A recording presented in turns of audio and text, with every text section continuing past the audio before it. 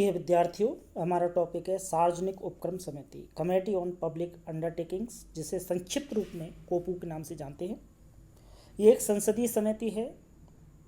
इसके अंतर्गत हम देखेंगे कि इसकी स्थापना कब हुई, इसमें कुल कितने सदस्य होते हैं, इसके कार्य क्या हैं, इसकी आलोचना क्या है।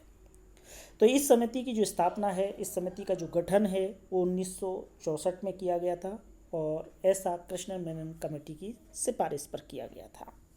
मूल रूप से इसमें 15 सदस्य होते थे, यानी जिस समय कमेटी स्थापित हुई थी 1964 में, तब से लेकर के और 1974 तक इसमें कुल जो सदस्य हैं वो 15 होते थे, जिनमें से 10 जो सदस्य हैं वो लोकसभा से और 5 जो सदस्य हैं वो राज्यसभा से होते थे। लेकिन 1974 में ये संख्या 15 से बढ़ा करके और 22 कर दी गई, जिनमें से 15 सदस्य लोकसभा से होते हैं और 7 सदस्य राज्यसभा से होती हैं।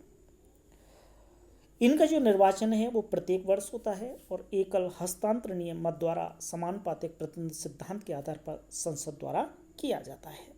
इस कमेटी में सभी दलों को यथोचित प्रतिनिधित्व मिलता है। किसी भी मंत्री को समिति का सदस्य नहीं चुना जाता है। समिति के जो अध्यक्ष की नियुक्ति है वो स्पीकर द्वारा की जाती है। ये लोकसभा के जो अध्यक्ष हैं उनके द्वारा की जाती है और ये कमेटी के अंतर्गत लोकसभा के जो सदस्य हैं उनमें से की जाती है। राज्यसभा से निर्वाचित जो सदस्य हैं उनको अध्यक्ष नियुक्त नहीं किया जाता। अब बात आती है कि सार्वजनिक उपक्रम समिति के दायित्व क्या है, कार्य क्या है। तो उनमें पहला कार्य है कि सार्वजनिक उपक्रमों की रिपोर्टों और उनके लेखों की जाँच करना, ये इसका पहला कार्य है।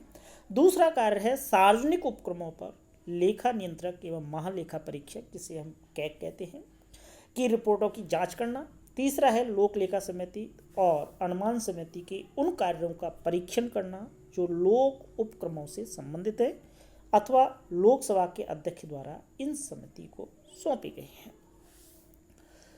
ये तो इसके दायित्व थे। अब हम देखते हैं कि जो लोक उपक्रम जो कमेटी है उसकी आलोचना की जाती है। तो आलोचना के बिंदु कौन कौन से हैं? तो उनमें पहला है कि यह जो कमेटी है वो सरकार की प्रमुख नीतियों से संबंधित प्रकरणों की जांच नहीं कर सकती।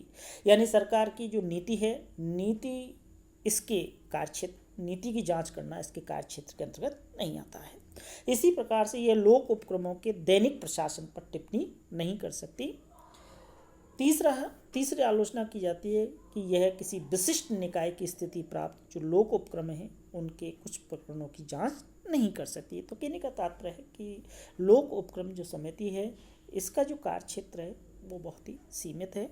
लोक उपक्रमों समिति का कार्य यद्यपि पूर्ण रूप से सफल नहीं रहा है, तथापि इस समिति ने लोक उपक्रमों पर एक सीमा तक अपना प्रभाव बनाए रखा है। तो इस प्रकार से ये लोक उपक्रमों पर जो कमेटी है एक संसदीय कमेटी है और इस प्रकार से ये एक महत्वपूर्ण दायित्व का निर्वहन करती है।